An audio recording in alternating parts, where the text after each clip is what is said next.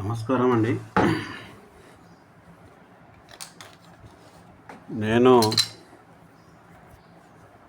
ఒలిగొండ దగ్గర ఒక పల్లెటూరు, అక్కడ వాస్తు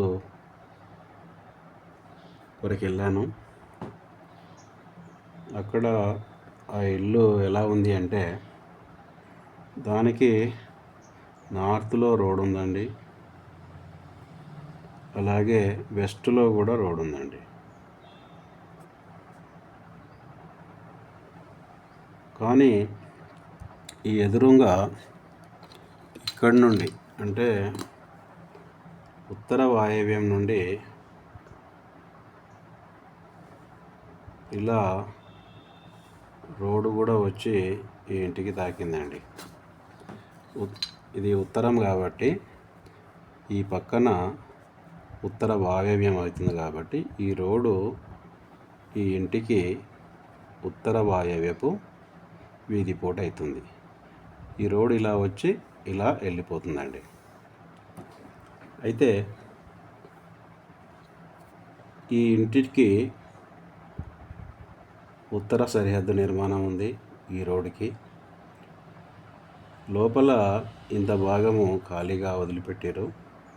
ఈ మధ్య భాగాన ఇల్లు కట్టుకున్నారు. వెనుక మళ్ళీ ఖాళీ ప్లేస్.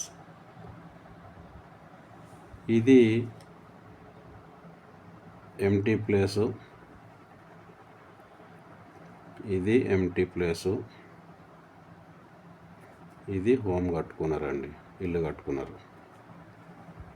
ఇప్పుడు ఈ డోర్ ఒకటి ఇక్కడ పెట్టారు. ఇది తూర్పు మధ్యన ఉంది, ఇది ఒకటి కరెక్టు. ఇకపోతే ఈ ముందు భాగము ఏదైతే ఖాళీ ప్లేస్ ఉందో దీనికంటే తక్కువ ఇటు దక్షిణ భాగంలో ఖాళీ ప్లేస్ ఉండాలి. కానీ ఈ ఉత్తరం కంటే దక్షిణం ప్లేసులో ఎక్కువ ఖాళీ స్థలం ఉంది. ఇది తప్పు. రెండవది, వీరు ఇక్కడ ఒక డోర్ పెట్టిరండి. అంటే ఇది వెస్ట్ ఫేస్ కదా, వెస్ట్ ఫేస్లో ఇది పశ్చిమ నైరుతి అవుతుంది. ఇది కూడా తప్పు. ఇక్కడ జరిగింది ఏంటంటే, ఇతనికి 3 అమ్మాయిలు, 2 అమ్మాయిల పెళ్ళి టైంకి చేసాడు. 3వ అమ్మాయి ఇంట్లో ఉండేది. ఆ అమ్మాయి 10th వరకు ఏమో చదివిన తర్వాత ఇంట్లోనే ఉండేది. పెళ్లి సంబంధాలు చూస్తున్నారు. అంతలోనే ఈ అమ్మాయికి అనైతిక సంబంధము ఈ ఊరిలో ఒక అతనితో ఏర్పడింది. దానికి కారణం ఏంటంటే ఈ వాయవ్యపు వీధిపోటండి.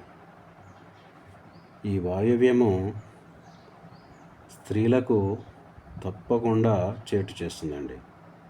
దాంతోపాటు కోర్టు కేసులు, అనారోగ్యాలు, లేదా లవ్ మ్యారేజెస్, ఆర్థిక నష్టము, ఇవన్నీ జరుగుతాయండి.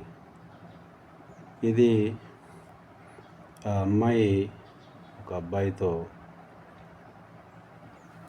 అనైతిక సంబంధం పెట్టుకోవడం, ఊరిలో తర్వాత కొంతమందికి తెలిసిపోవడం, ఆ అమ్మాయి ఆత్మహత్యకు పాల్పడిందండి.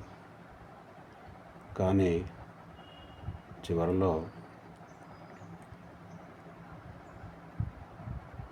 హాస్పిటల్కి తీసుకెళ్లారు. అమ్మాయిని బతికి బయటపడింది. ఆ తర్వాత వెంటనే సంబంధం చూసి పెళ్లి చేయడం జరిగింది. కాబట్టి వాస్తు అనేది దాని పని అది చేస్తూనే ఉంటుంది. ఈ ఉత్తర వాయువు వీధిపోటు వల్ల ఆ అమ్మాయికి అలా జరిగింది. ముఖ్యంగా ఈ 3వ సంతానం వానికి పక్కా ఇలాంటి ఎఫెక్ట్ ఎక్కువగా ఉంటుంది. ఇది నేను ఇంకా కొన్ని ఇళ్లలో చూశాను. కాబట్టి మీరు వాస్తును నమ్మండి. వాస్తును